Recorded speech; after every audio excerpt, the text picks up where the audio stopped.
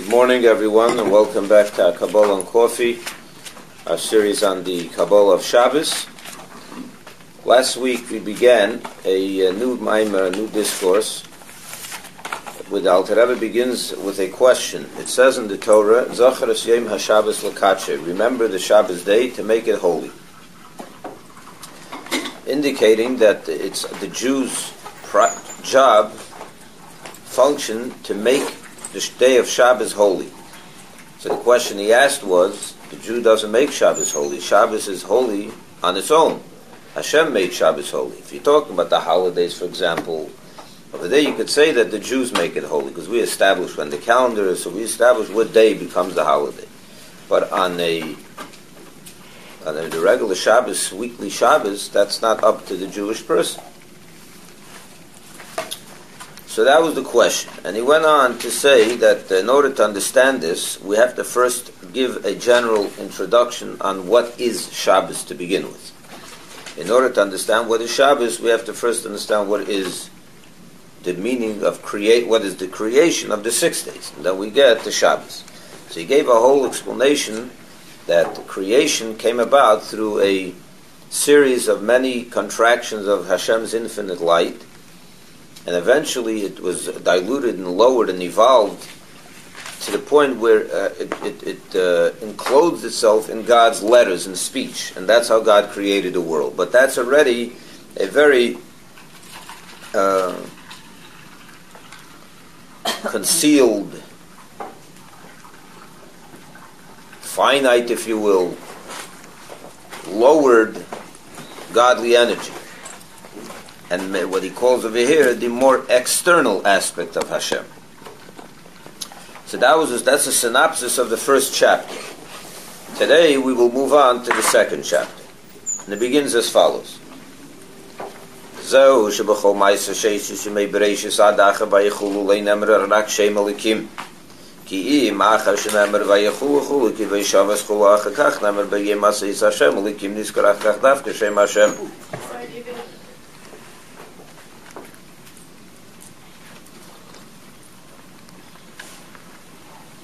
This will also explain, he says, he came just on time. This will also explain why we find an interesting wording or an interesting thing regarding the text in the Torah by the 6 and 7 days of creation, the 6 days in Shabbos. Throughout the entire account of creation, the Torah says, when it refers to God, it refers to Him with the name Elikim. Bereshis bara Elikim. Vayomer Elikim Yehiyeh. Elikim said, let there be light. Vayomer Elikim Yehi Rakia. Elikim said, let there be a sky, a firmament. Vayomer Elikim said, let there be vegetation, and so on. Only after the end section, when it introduces the Shabbos, after that it says, Eile Teildes HaShamayim, these are the chronicles of heaven and earth, Behibaram, when they were created, on the day Hashem Elikim Bara, Eretz V'Shamayim, on the day that Hashem Elikim made heaven and earth. Okay. Only after Shabbos, the account of Shabbos, does the name Hashem, the tetragrammaton, the four-letter name Hashem, Yud Kei Vav Kei, is that introduced in the Torah's text.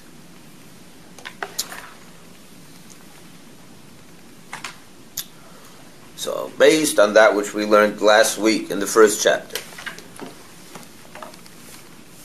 that the life force that is of Hashem, that is drawn from God for the creation of the world, is only what he called last time the external hind part of Hashem, the lower diluted part of it, right? Godly energy.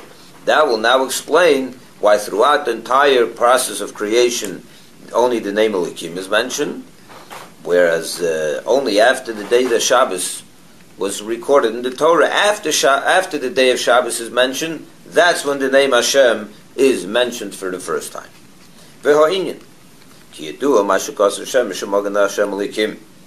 The idea behind this is as follows. There's a verse in Tehillim in the book of Psalms, 84:12. It says over there, the sun and its shield is Havaya Elikim.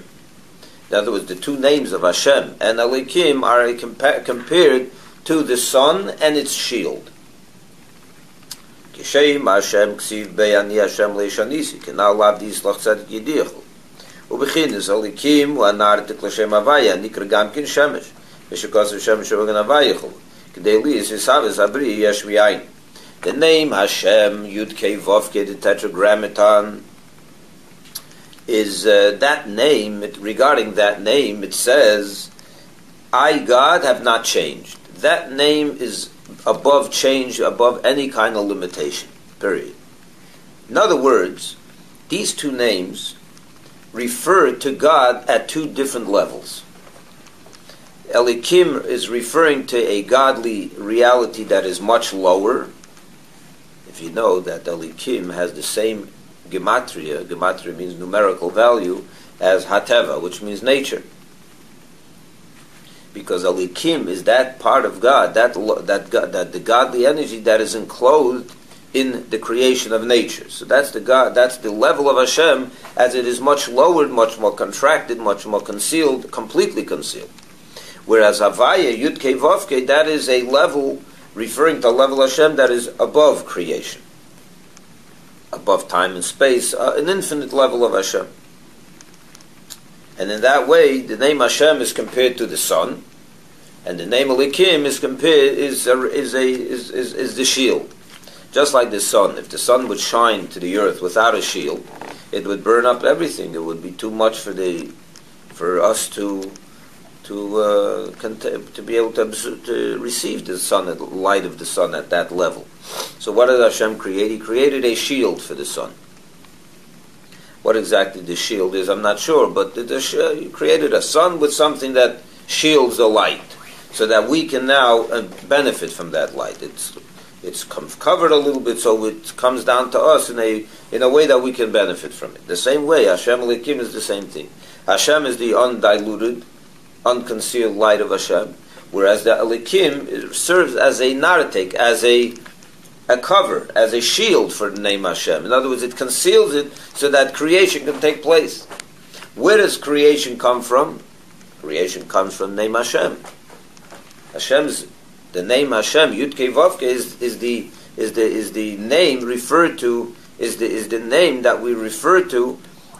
The name Hashem connotes creation. Yud Kei Vav Kei comes from the same word as Mehave, which means create.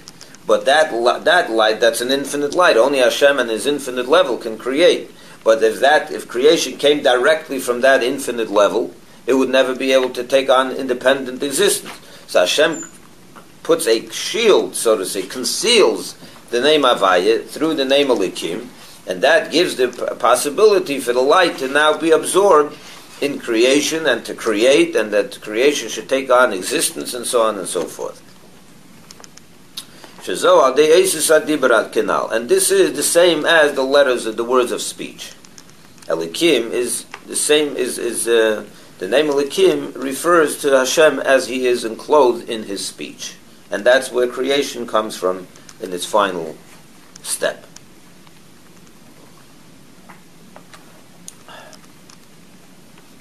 This shield of Shem Elikim are the words of speech, the letters of speech, which are the 10 utterances that Hashem used to create the world, in which the life force of the name Hashem is enclosed. Do you understand what I'm saying? Now, this shield, of course, conceals the essence of that light, the life force, so that we do not observe that life force. We don't observe it, it's not revealed to us, but it's concealed in such a way that we should be able to even become created to begin with. Only once it's shielded and concealed, as we learned last week, can creation come about. So that's how it works. That's why in the works of creation, the 6 days, only the name Elikim is mentioned. because that's the name that was used at the end of the day to create the world. Because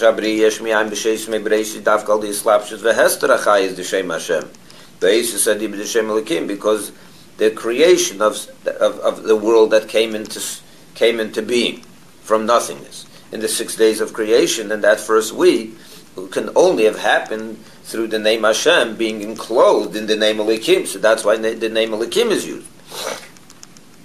In other words, the name Elokim is like the shield to the name Hashem.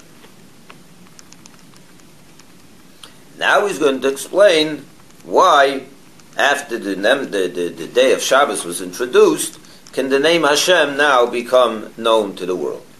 Is it introduced into the Torah?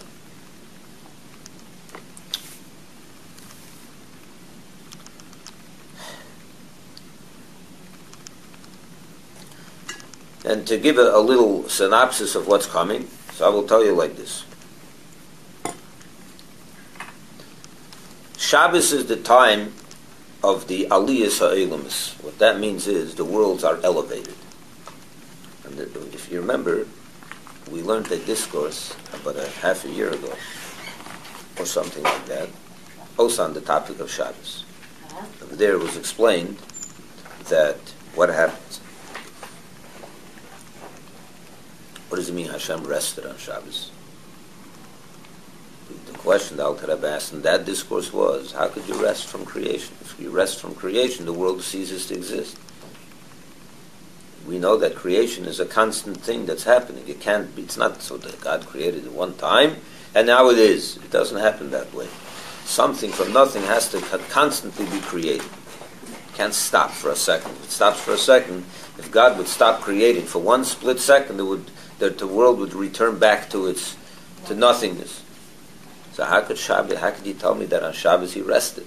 Would he rest from creation? How were we existing on Shabbos? So he explained that he didn't rest, doesn't rest in that way. Creation continues. But the difference is, Sunday through Friday he's creating through words of speech.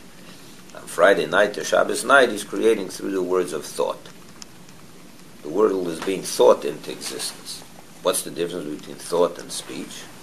In the metaphor of a human being, let's say, right? What's the difference between your words and your thoughts? Your speech and your thought? Your speech is how you're revealing what's in your mind to someone else. Thought is how these same ideas are being comprehended and being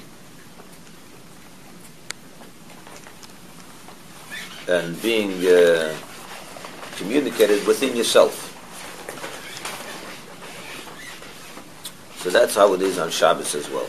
The world is receiving its creative life force from Hashem's thought, which means that the worlds are now, in reality, a world that is submerged within Hashem.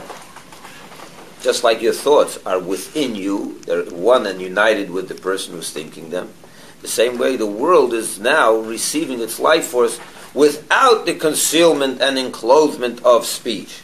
It is receiving its life force from Hashem directly without the concealment, similar to the idea of thought. So that's the meaning of Aliyas HaElamis. The worlds are elevated on Shabbos. They're elevated, the life force of Hashem is elevated. It's pulled upwards, so to say, if you will, you can use that word. But it retreats back into Hashem's thought, stops speaking, and now he's thinking it. So the worlds are elevated into Hashem's thought, into Hashem's reality as it is within him. That's a beautiful concept. It is. That's why we nap so well. Right? That could be. In other words, on Shabbos, the name Havaya is revealed. The world is absorbing the life force not through the medium of Shem Elikim, which is speech and concealment and enclosement, but directly from an internal, undiluted life force of Hashem, which is known as thought. And in that way, the world is elevated back up to become absorbed and receive its life force directly from the letters of thought. How are you?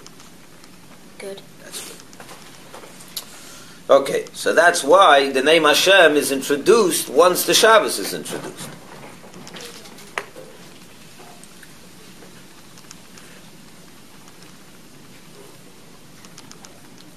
In other words, on Shabbos, it's similar to the way the world is going to be when Mashiach comes. Only when Mashiach comes, it's going to be observed by our eyes. We'll see that the world is no longer an independent existence submerged within Hashem and one with Hashem. Today, unless you have a sensitive eye, the mind's eye, if you're a tzaddik, you can appreciate that. I always told you the story of the great tzaddik, Rabbi Yisroel Spalter, the famous Hasidic Rebbe. He was a grandson of the Maggid of Mezrich. So the Maggid of Mezrich, so the Rabbi Yisroel Spalter, when he was 6 years old, 5 years old, 7, whenever it was, he was a little kid, he was learning Mishnayos, the Mishnah. His father, his Rebbe, teacher, taught him the Mishnah and Shabbos. That what happens if someone forgets? He got lost track of time. He's in the desert. He lost track of time. He doesn't know what day it is. So he doesn't know when Shabbos is. So what does he do regarding keeping Shabbos? So there's a dispute. The Mishnah says you count 6 regular days and then the 7th day you make Shabbos. Others say the first day of Shabbos, then the 6th. Whatever. No, it doesn't make a difference for now. This kid is sitting there.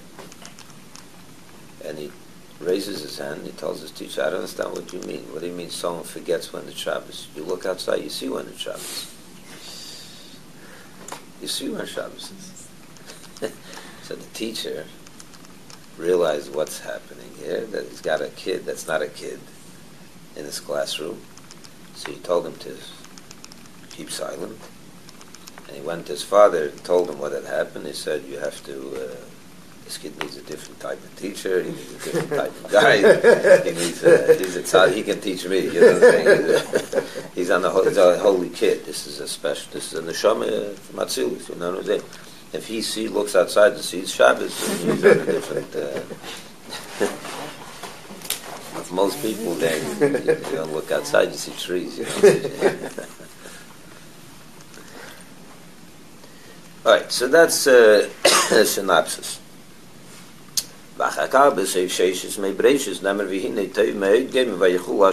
the end, there are 6 days of creation. What does it say over there? As an introduction to the entry into the concept of Shabbos, the Torah ends the 6 days with the following statement. God saw everything that he did, and it was very, very good. The other 5 days of creation, what does it say? Hashem saw that it was good.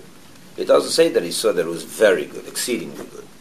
On Friday afternoon, it says as a summation of the whole entire creation, Hashem says, the Torah says, God saw that everything that he did, and it was very good. And then he goes into Vayichulu Hashemayim, and the world is completed, and the Shabbos, and Hashem, and now it's Shabbos. So the way it goes is the order is, at the end of the 6th day, God says that God, Elohim saw that everything that he did, and it was very good. It was evening and morning of the 6th day. Vayichulu Hashemayim, heaven and earth, and all their components were thus completed. With the 7th day, God finished all the work and that he had done. He thus ceased on the 7th day from all the work that he had been doing. God blessed the 7th day, and he declared it to be holy, for it was on this day that God ceased from all the work that he had been creating, so that it would continue to function. These are the chronicles of heaven and earth when they were created on the day Hashem Elohim made heaven and earth. So we have a order here. Before the 7th day is introduced, it says God saw that it was very good. Right away it's Shabbos, and then Hashem Elohim is introduced.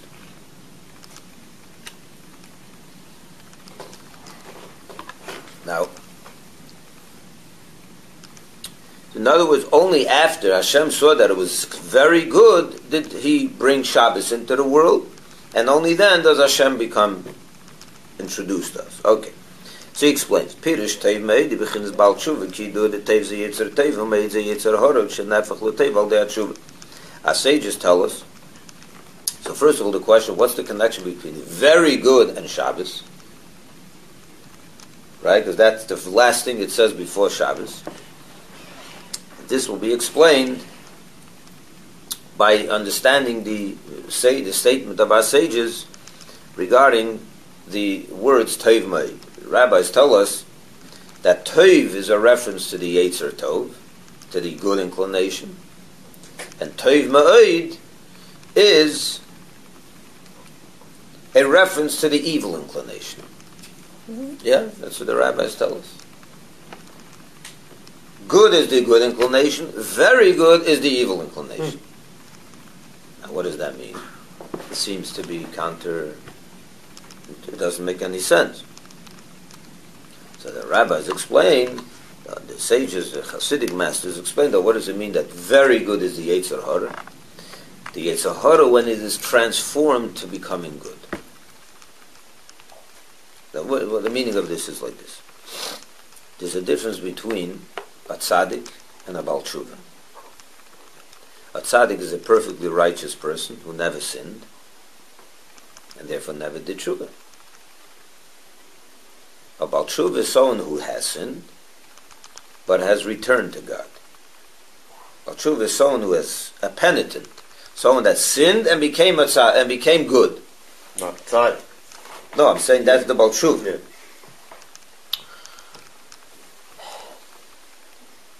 It says in the pasuk, just to give you a reference, in the Shema, "V'haftas Hashem Elokecha," you shall love your God, your Lord, b'chol levavcha, with all your heart.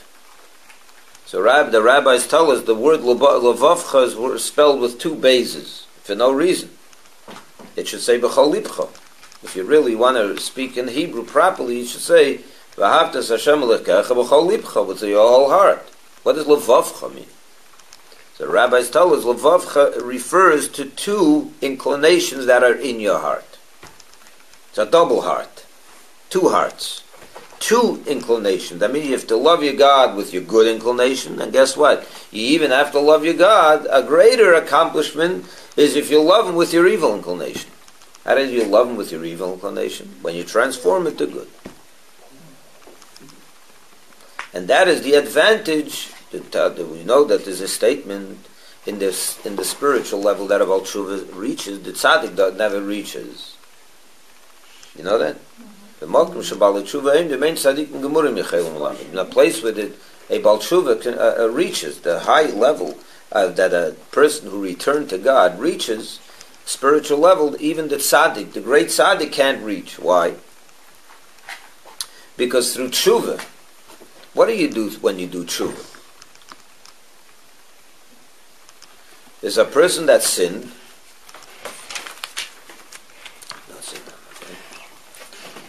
What happens when you sin? You fell. The spiritual decline. What happens then to a person who sins and feels bad about it? Well, you say, I'm sorry, and you move on, right? Most people. That's how they do tshuva. They regret what they did, they're not happy, they come to God, either it's a regular day or on Yom Kippur, and they say, I'm sorry, please forgive me, I'm going to do better next time. Right? That's good. That's very nice. But that sin is still on your roster. So Hashem is not going to mention it to you, but it was a sin. But then there's a higher level of truth, a much higher level of return. For example, a person that sinned terribly. Let me give you an example of a relationship between a husband and wife. If either one violates their relationship very badly, not behaving as a husband or as a wife, they just fell away from each other, and it's just very bad. And one day, the two of them, on their own, they realized, like, what are we doing over here? We're married. We're bound together. What are we doing to each other? And as a result of the distance, you feel so distant from your spouse that you begin to have the whole newfound love. That distance causes you to want that other half even more than you wanted her before, or than you wanted him before. For example, when you're in the desert, yeah, you like to drink water. Every day, around Marty tells me I should drink 4 gallons of water a day. So you drink water. You like water. It's good for you, right? You like water. How much do you like water? But when you're going in a desert and you're lost, and it's sunny and it's 100 degrees, and you ran out of water, and you're dying from thirst. And then miraculously you find a good cold bottle of water. Your love for water is so strong at that moment, more than you ever had before. The distance from it creates a tremendous desire and drive to want it even more. And so now go back to the relationship between the husband and wife. When you're together and things are normal, so you love each other. It's very nice and it's very good, and you're benefiting from each other and you're giving towards each other, and it's a good relationship. There's no question. There's a love, a palpable love. You can see it. But when you fall away, and there's a distance, and now you're thirsty for that love once again. The distance causes a newfound strength to want it even more. When you realize that you've gone so far, that all of a sudden the love that is now found after you make up is 100 times stronger than ever was before. What does that mean? Show that because you fell away from each other, your love now is 10 times more. So what happens? That breakup became the impetus for something really profound. In the relationship between a Yid and Hashem, it's the same thing. When you never sin, it's good. You love each other. You're in a good relationship with Hashem. Some video. So. When you're in a regular relationship with Hashem, it's good. But when you sinned and you went far off, that distance, if you now you're doing tshuva, if you now feel bad about that distance, all of a sudden that's sin. The Gemara says sometimes the tshuva could be so powerful that the sin becomes a mitzvah, becomes a virtue. How does a sin become a virtue? How does eating pork become a mitzvah? Become a virtue? Because you ate that pork and you fell away from Hashem so far, or you did other sins, that becomes now a new force to push you with such strength that without that you could never have reached. You would never have that newfound strength, that newfound love, a stronger passion for Hashem. Because of the sin. Because of the sin. So the sin now becomes a virtue. Now tzaddik so what is it? The meaning of this is that the Baal Tshuva at that level, this is not an easy level of tshuva, it's a very high level of tshuva. Most people do not reach that level of tshuva, but it's available. When you do, you've taken that sin and transformed it into something good. You've taken your Yetzer Hara and transformed it into something positive. The very Yetzer Hara became the force that pushed you towards God. Imagine that. Where the tzaddik never experiences that. The tzaddik never experiences such a drive, such a passion, like the Baal Tshuva.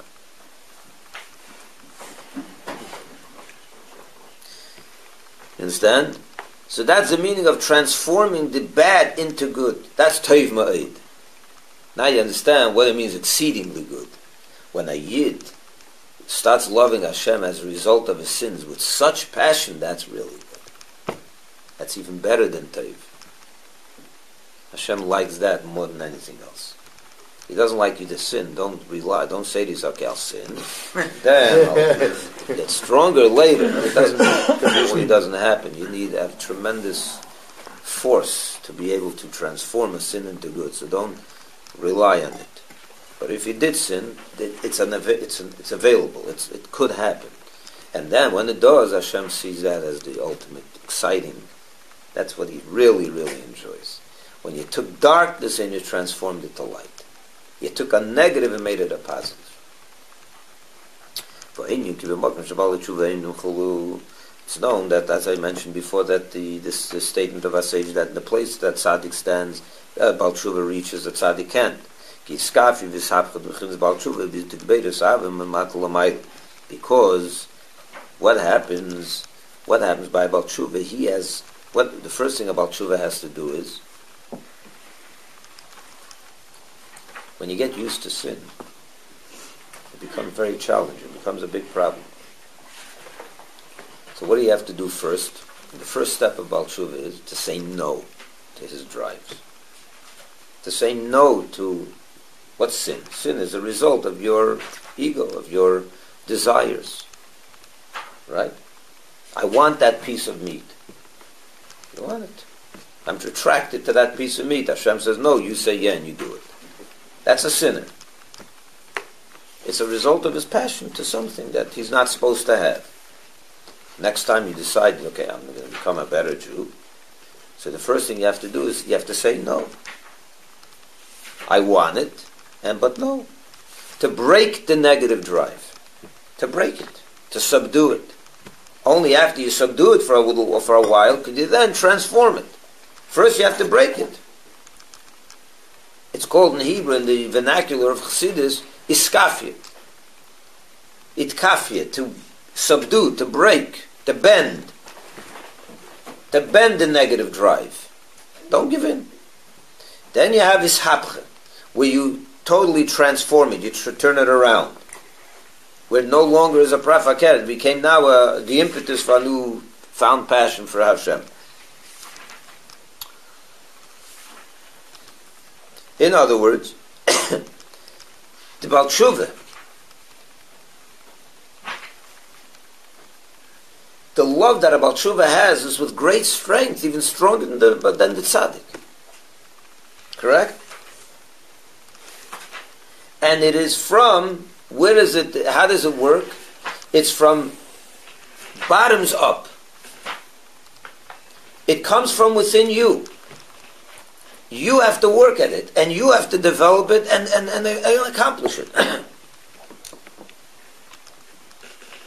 It's when a yid does tshuva, it's the process. What's happening is it's a yid in the lowest of the low, a person in the lowest of the low, reaching upwards and climbing the ladder of spirituality upwards. And he goes higher and higher and higher till a place where even the tzaddik can't reach. It's an upward, from below, bottoms up. You're reaching a way, you're pulling yourself out of the pits and moving upwards towards Hashem.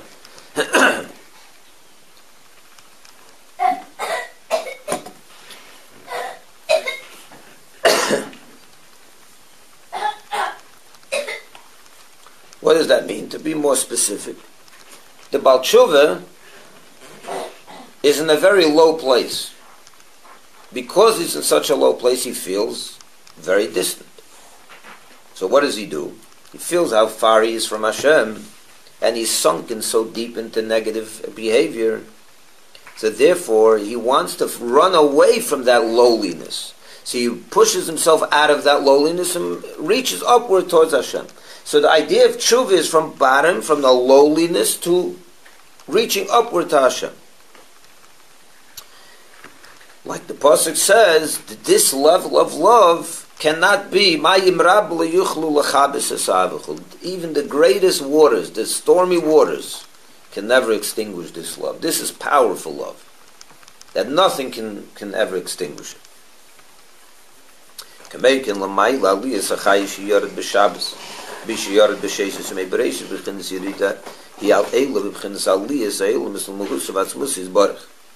This is then the connection to Shabbos. What we say before, that in the Torah it says that on the end of the 6 days God saw that it was very good. And what did he see? He saw the idea of tshuva. What happened at the end of the 6th day after Adam sinned? And he did tshuva. And Hashem liked that very much. So he saw it was exceedingly good. That was the Yetzer Hara being transformed to good. Potential for that, at least. Then that leads into Shabbos. So we asked before, what's the connection between the idea of Tov Ma'id and Shabbos? So he says that's the connection. What's Tov Ma'id? The Yetzer Hara, the doing tshuva, right? Rising from below upward, and that for Hashem is the greatest joy. He enjoys that more than anything else. The Shabbos is basically the same thing. What's Shabbos? And the day of Shabbos, Yom HaShabbos, Eila Achayis Alikis. On Shabbos, the life force, we said before, that was lowered and clothed in speech to create a lowly world, retreats and goes back up, elevates, ascends to its source, right? Which is the essence of Hashem. And that's what we said before, the worlds are elevated on Shabbos, right? Which means that the idea of tshuva and the idea of Shabbos is the same thing.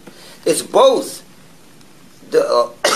In one case, it's the Jew rising from below upwards, and in this case, it's the life force of Hashem that has been lowered and now rising upward. Did you know that Shabbos has the same letters as Toshev, as tshuva? Shabbos and tshuva have the same letters. That's what Shabbos is. It's tshuva. It's the life of Hashem that has been lowered and then clothed and concealed and diluted into a physical world, rising back up to its source. That's what tshuva is. A yid that's been lowered, rising back up to its source, to the neshama. It's the neshama going back up. What's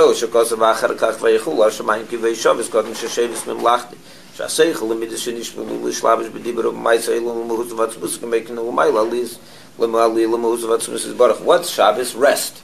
Hashem rested on Shabbos. What's rest? Let me give you an example. A person that does work. Let's say a tailor. Sunday to Friday, he's sewing suits. He's a tailor. Or a builder, a mason, yeah? So you have to be very detailed work in the tailor shop. To make sure that the measurements are good. So what are you doing? You're using your brain. The tailor uses his higher levels of his higher faculties, his mind and his heart. He's passionate about what he does, right? So he has his heart in it, his mind in it, his whole seichel, his whole intellect, and his passion is involved in his hands' work, and in the handiwork.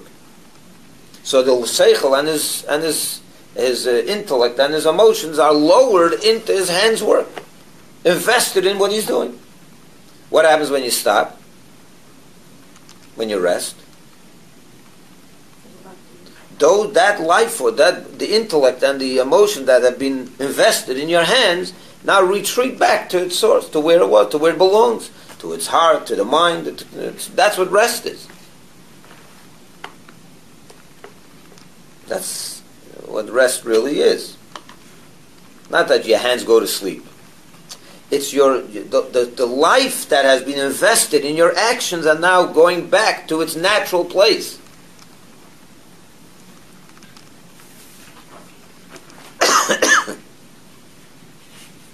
Same thing, Hashem. What happened in the 6 days of work? His intellect, his higher levels of Hashem have been lowered into the action of creating the world. On Shabbos, they retreated.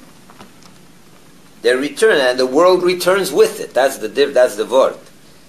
The world is elevated together with the life force, so the world now receives its life force on Shabbos from Hashem's higher levels of reality, from thought, as we said before. Right? In the 6 days of the week, that the higher life force is being lowered into Hashem's handiwork, so to say, right? On Shabbos, that life force is elevated, goes back to thought, and together with it, the whole worlds, all the worlds. That's the difference between a human being and God. When you finish creating that suit, the suit stays in the tailor shop. It doesn't go back up with you into your mind. Whereas by the world also come back up with Hashem into his mind. So it's receiving its life force from Hashem as he is, undiluted, unconcealed, submerged within the reality and oneness of Hashem. And that's what Shabbos is. So it's the same thing as tshuva. It's basically that which was lowered and if you will, sunken into a lowly reality is now rising upwards to a higher reality. That's why after Shabbos is the name Hashem introduced.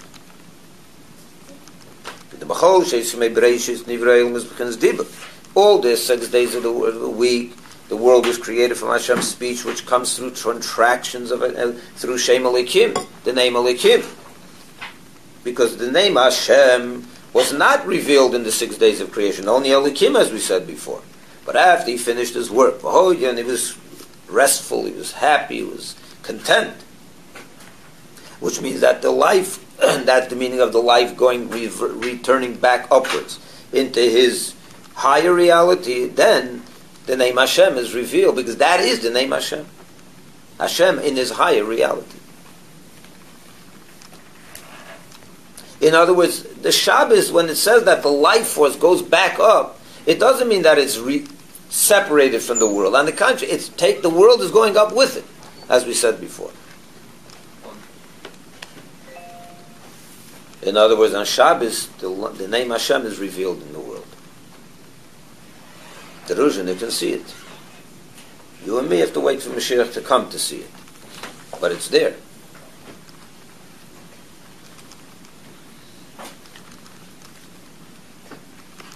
It says